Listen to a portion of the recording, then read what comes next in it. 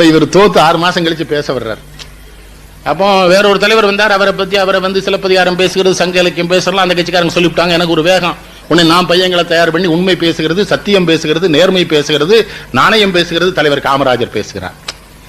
ஊருக்குள்ள கூட்டம் போட்டுவிட்டோம். 67 அடி உயர கொடிக்கம்பு போட்டு அதில் சீரியல் லைட் போட்டு சீரியல் லைட் அருந்து உளுந்து மறுநாள் காலையில் அவர் வராரு.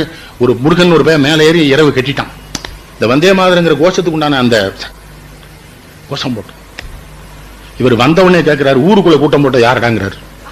இது மாவட்ட தலைவர் தப்பிச்சிட்டாரு விவரமா. இந்த பையன்டாரு, என்ன உனக்கு அறிவு இருக்கான்னாரு. அவங்க போட்டான், அவன் போடுவான்னு. ஆத்து மணல்ல கூட்டம் போட்டா ஊர் மக்களுக்கு இடைஞ்சலா இருக்காது. எவன் அரசியல் கேட்க நினைக்கிறானா அவன் மட்டும் வருவான். ஊர் மக்களை இடைஞ்சல் பண்ணலாமா? போக்குவரத்து எல்லாம் பாதிச்சிருக்கும். என்னடா சின்ன பையில முட்டாப்பு.